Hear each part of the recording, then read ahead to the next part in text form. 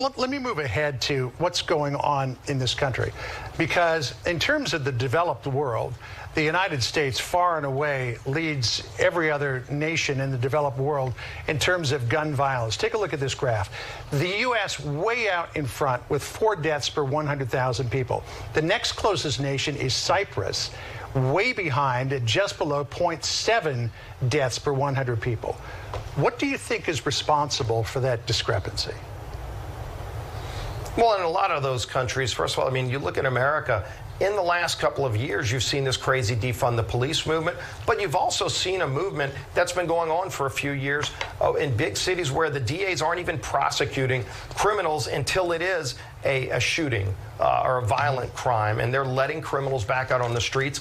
And inevitably what you see is higher rates of crime. And what you're also seeing is more and more American citizens, law-abiding citizens, are buying guns to defend themselves. It's happening in every demographic group you can imagine, where you have large increases in people buying guns, because if they can't have faith that their local police department that's been defunded can arrive quickly, or if the DA is going to let the criminal out, they're their only line of defense. So people are buying guns more to defend themselves against crime. But crime is out of control in a lot of big cities. But by the way, if you look at what happened in those cities, you see a lot of the things with the defund the police movement, with letting people out, no cash bail, where they're making it easier for people to commit crimes. Look at the smash and grab crimes. Do you think it's going to end there? If they think they can get away with a crime, they're not going to be charged. They will go on and commit more crimes and worse crimes. It's happened in other places.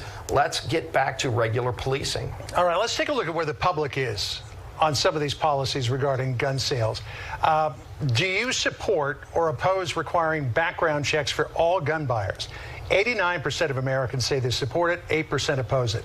Do you support or oppose red flag laws? 74%, 21 oppose. You and other Republicans have views about background checks and red flag laws that would seem to run counter to what public sentiment is. So are the views that you and your colleagues hold out of step with where the nation is? Well, I can assure you that the American public wasn't asked in that poll about components of the bills Democrats are moving through Congress to do those things. So, you know, under the guise of red flag, they take away due process, where they literally can come into your house and take away your gun without you even knowing that there was some kind of proceeding where somebody said, oh, I think that guy might be a threat, so now somebody can go and take away your constitutional right. I don't think people would agree with that. That's not how we deal with rights in America. But, Congressman, if that had happened in the case of the Buffalo shooter, 10 people would be alive today. Well, again, due process is a constitutional right. If you pass a bill that's unconstitutional and think it's going to solve a problem, again, I point to California. Maybe somebody thought taking away a gun from a 19-year-old is going to solve a problem. It happens to be unconstitutional. So you do have to follow the laws and the Constitution.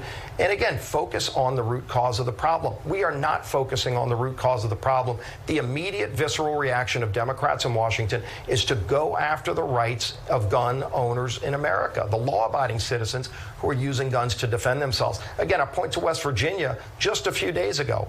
That shooter broke every law in the books. There's hundreds of gun laws already on the books that aren't even being enforced by this administration in some cases.